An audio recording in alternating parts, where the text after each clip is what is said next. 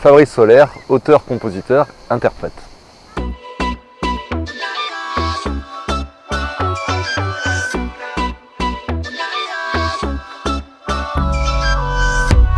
J'ai commencé par des petits cours privés de solfège quand j'avais 4 ans. Et après, j'ai intégré le conservatoire de Nice, sans trop savoir ce qui m'attendait. Donc enseignement classique, solfège, apprentissage d'un instrument.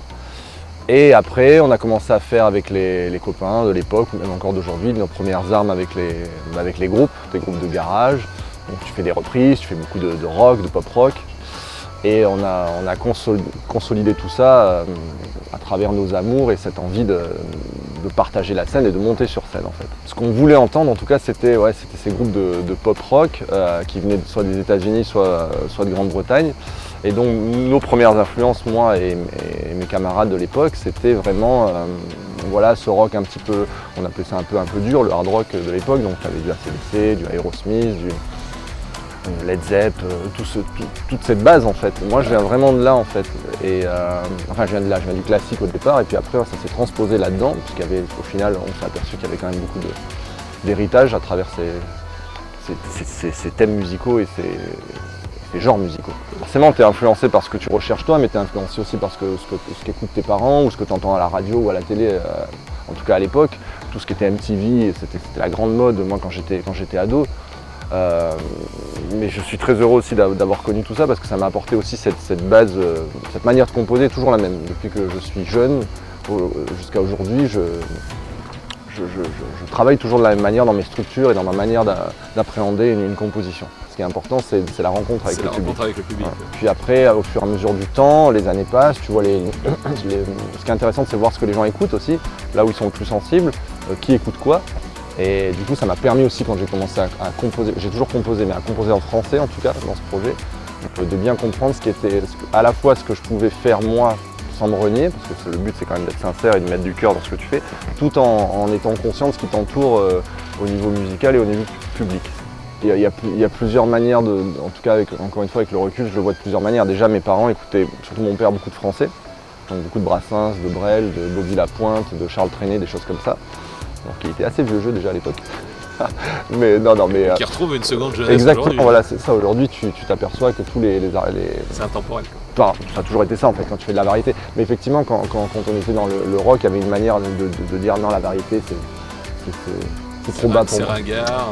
Ouais, il y a un peu de ça, il y a un peu de tout en fait. Mais on voulait pas vraiment en faire. Mais avec le temps, tu t'aperçois que moi en fait, je me suis aperçu que déjà, je n'aimais pas écrire en anglais. Je me suis essayé forcément, mais c'est pas quelque chose qui me venait. Donc du coup, on avait fait beaucoup de rock en français à l'époque. Et puis à un moment, je me suis dit que voilà, l'anglais, ça va bien. Enfin, c'est classique ce que je veux dire, mais l'anglais, ça va bien au rock et la langue française, ça va bien à la chanson française. Et là, tu te mets à réécouter des choses que tu avais entendues simplement. Tu n'avais pas forcément jeté bien l'oreille dessus. Tu n'avais pas fait l'effort de. Exactement. Et là, tu te dis en fait, pour écrire un bon texte qui te transporte, où les émotions se mettent à te gagner, c'est vraiment pas si évident. Je me suis aperçu par exemple, tu vois, le nouveau spectacle, il tourne autour de cette construction du film La gloire de mon père de Marcel Pagnol, qui a été réalisé par Yves Robert. Et ce film m'a toujours touché. Pour le coup, tu vois, même quand j'écoutais du rock et que j'avais les cheveux longs, pour moi c'était très inconscient tout ça, mais La gloire de mon père et Le château de ma mère, c'est des choses qui me font énormément vibrer encore aujourd'hui. Je sais pas, je me doute que ça rappelle quelque chose de mon enfance de manière très forte. Il y a des liens que je fais entre cette histoire et humblement mon enfance en fait. Et oui, la Madeleine de Proust, puis c'est sans fin en fait. Tu touches tout le monde. Ce qui est bien, c'est que tu arrives à toucher tout le monde se reconnaît et pourtant tout le monde a son propre parcours qui ne ressemblera pas forcément à ton voisin, mais en même temps ton voisin comprendra. Je pense que dans l'art, dans la chanson par exemple, ou même dans l'art en général, un film, un bouquin, ce qui est important et ce qui est beau, je trouve, encore une fois, c'est de redécouvrir l'œuvre à chaque fois. Et tu la redécouvres par ton âge, par ton parcours. Tu peux renouveler toujours ton appréciation de l'œuvre d'art en elle-même. Tu peux la prendre sous différents angles.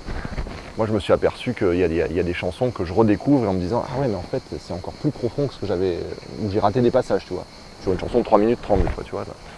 Alors ouais, ce nouveau spectacle, il me tient vraiment à cœur parce que c'est, comme je t'ai dit tout à l'heure, j'avais fait des études un peu de cinéma, j'étais attiré par plein de choses, il a fallu que je prenne un angle, mais là j'ai réuni vraiment, un peu sans le vouloir, mais finalement je me suis dit je retombe sur mes... Je suis très cohérent avec ce que je suis. Enfin, je peux présenter quelque chose où je suis vraiment, enfin en tout cas c'est vraiment moi. Je me suis dit comment je peux présenter ces chansons sans le faire moi-même en fait. Et du coup on a pensé à une voix off. Et c'est ce que je te disais tout à l'heure, je me suis dit en fait je vais faire un spectacle comme un peu La gloire de mon père, avec une histoire originale, sur un vieux musicien qui se rappelle sa jeunesse de musicien justement. Un vieil homme, il se remémore sa jeunesse entre Nice, Paris, l'Ardèche. C'est un petit peu mon histoire qu'on a romancée. Et je me suis dit on va la faire raconter par une grande voix, on va taper à la porte et voir. Et quand je me suis posé la question quelle est la plus grande voix en tout cas dans l'inconscient des gens, mon choix c'est de suite porté sur Richard Darbois qui est la voix, c'est le doubleur d'Harrison Ford, de Richard Gere, c'est Buzz l'éclair dans Toy Story, voilà, c'est quelque chose de très populaire. C'est une voix. Et c'est une voix incroyable qui a bercé mon enfance, moi qui suis un gamin des années 80. Et donc j'ai tapé à la porte et il m'a dit cette phrase qui restera, enfin il m'a dit moi j'aime bien ce que j'entends, envoie-moi les textes. Et je me suis dit en fait mais au lieu de la faire raconter à la troisième personne, pourquoi on n'intègre pas des personnages que le personnage lui-même va rencontrer. Et donc on a rajouté un producteur de musique, un peintre, on a rajouté la première histoire d'amour, la deuxième histoire d'amour, le meilleur ami, etc. Et tout ça en fait j'ai demandé aux camarades de Richard, mais en fait sans le savoir, qui se connaissaient tous, puisque moi en fait je suis fan de tous ces comédiens. Et donc j'ai pu avoir Nicolas Marié, dont je suis éperdument fan bien avant de penser ce projet, qui joue dans tous les Dupontel. J'ai pu avoir Benoît Alman qui fait la voix de Morgan Freeman, Françoise Cadol qui fait Angelina Jolie, Emmanuel Curtil qui fait Jim Carrey en français. Voilà, je ne vais pas tous les faire, mais il y en a 9. Et tout le concept, en fait, on a essayé de rendre quelque chose, ce concept le plus original possible. C'est-à-dire que tu as de la musique sur scène et tu as des actes qui sont joués avec ces voix off, avec toute une mise en scène audio, et moi je leur donne la réplique sur scène. Tu réponds aux voix off.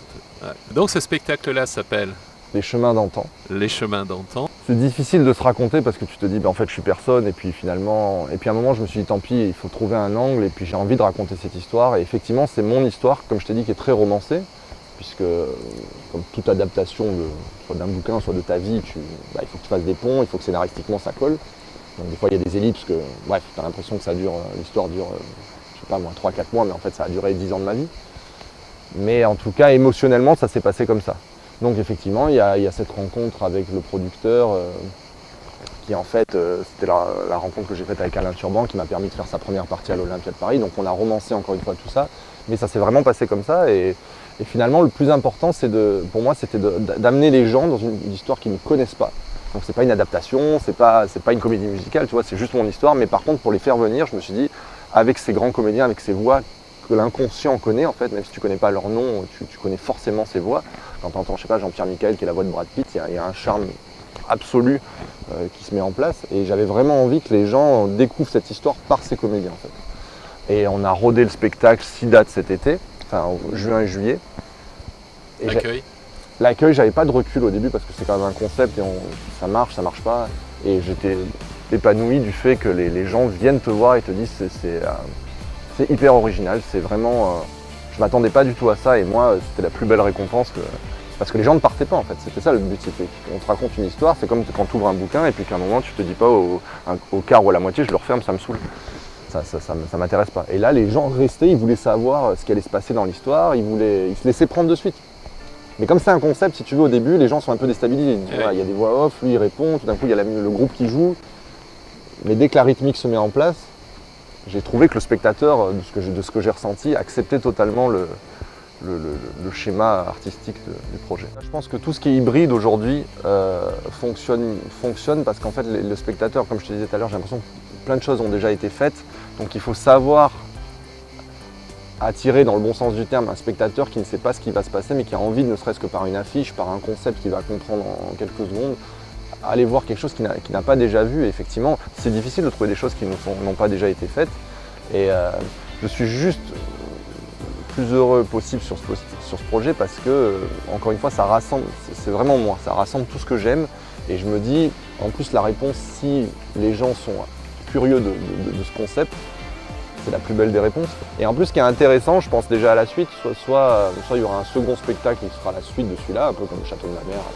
C'est La gloire de mon père, Ou alors continuer à faire évoluer ce spectacle. C'est-à-dire que je peux très bien changer une chanson, redemander, en espérant à un acteur de réécrire un passage. Je peux faire ce que je veux en fait, je peux imbriquer n'importe quelle scène tout en intégrant des nouvelles chansons, donc mettre une mise à jour du spectacle, peut-être l'année prochaine, dans 2 ans, tu vois, les gens qui l'auront déjà vu, peut-être qu'ils pourront revenir le voir avec, je ne changerai pas sûrement tout, mais je peux changer 20 à 30% du spectacle. Le nouvel album, c'est en parallèle du spectacle.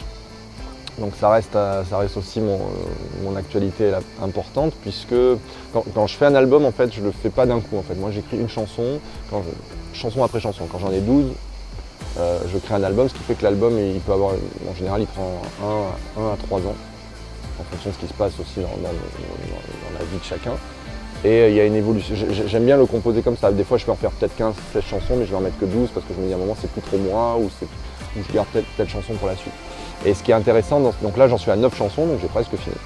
Donc je pense que je le finirai pour Noël. Ouais, pour Noël, si tout se passe bien, et le sortirai pour l'été prochain. Le thème? Le thème, c'est un peu toujours la même chose, mais ce qui est plus intéressant, ce qui est plus nouveau pour moi et peut-être pour les gens qui me suivent, c'est déjà les collaborations. Parce que j'ai laissé la plume à pas mal de gens cette fois-ci, c'est plus moi qui fais les textes. Enfin, si, mais pas sur toutes les chansons. Pas tous. Voilà, donc j'ai de la chance d'avoir par exemple Gurvan Nantel et Alexandre Artedon sur 3 chansons. Et Gurvan, par exemple, c'est celui qui écrit un des auteurs d'Amir. Donc voilà, on s'est découvert à travers les réseaux sociaux, il a accepté de travailler avec moi et puis on a sorti... il m'a sorti 3 textes que j'ai pu adapter sur mes chansons à moi.